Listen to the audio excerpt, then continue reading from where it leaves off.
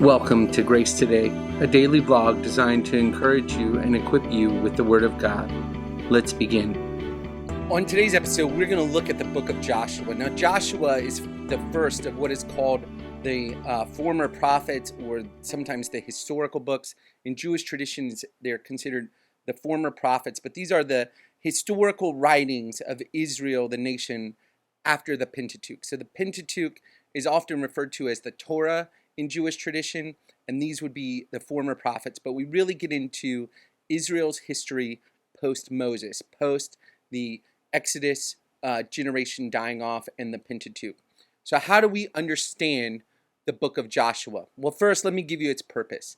In the book of Joshua, Yahweh displays his covenant faithfulness by guiding Israel through the conquest and distribution of the promised land.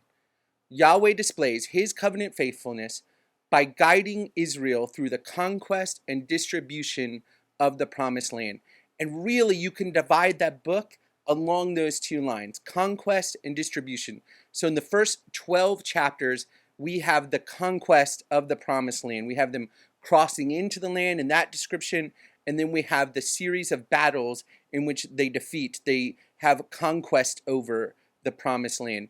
And in the second half of the book, chapters 13 through 24, you have the distribution of the promised land as it's allotted to the tribes. You have these cities of refuge described. You have the allotment to the Levites. And then at the very end, you have some life in the land, so to speak, in which we see that they quickly just fall into disobedience, which is unfortunate, but as we'll see as we go through the Old Testament, is a habit for the people of Israel. We've already seen it in the Pentateuch, in the Exodus generation, disobeying the Lord, but we'll see this is a constant problem for the people of Israel, and we start to see it here at the end of this book. Throughout this, you have just an amazing set of themes, but really the key theme is God's covenant faithfulness and the promised land. The Lord had promised, remember, back in Genesis, the Lord promised the people of Abraham a land, and here he is bringing them to that land. They don't fully get it, which we'll talk about. That's some of their disobedience, but they're being given what God has promised them. We also see that fulfillment as a kind of theme in and of itself. So you have land, you have fulfillment, you have the law and obedience. We see some disobedience here, and the promises that God had given them, that if they obeyed, they would have victory and they would have a land flowing with milk and honey. If they didn't, they would get chastisement. We see that playing out in the book of Joshua. And then really one of the key themes that we must not overlook is the ark. So how do we understand redemptive texts in this? Well, the first one that I think is just amazing is the confession of Rahab in chapter 2, verses 8 through 11. And I just want to point out to you, we know that Rahab is listed in Hebrews Hall of Faith, and we even talked about her yesterday in church. We know that she's listed in the Hall of Faith, and sometimes people think that her faith was hiding the exiles.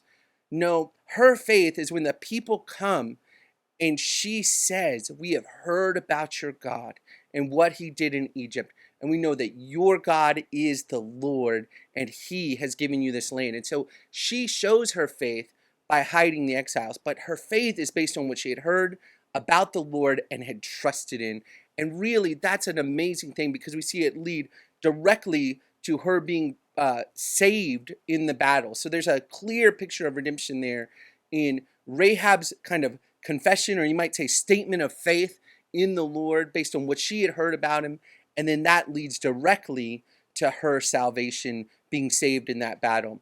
I would also kind of put in there, and this one may not be as direct a connection, but in chapter 18, when you see the ark is settled, and the tabernacle with the ark inside of it is settled, and then the land is distributed, it's a beautiful picture of how the Lord comes to dwell in the midst of his people and fulfill the promises he has made to them. So it's not a straight route to redemption there, but we do see a really beautiful picture of the Lord dwelling among his people because of his covenant and him fulfilling his covenant promises to them in the distribution of the land that goes on after that. So those, I would say, are the kind of key redemptive texts in the book of Joshua.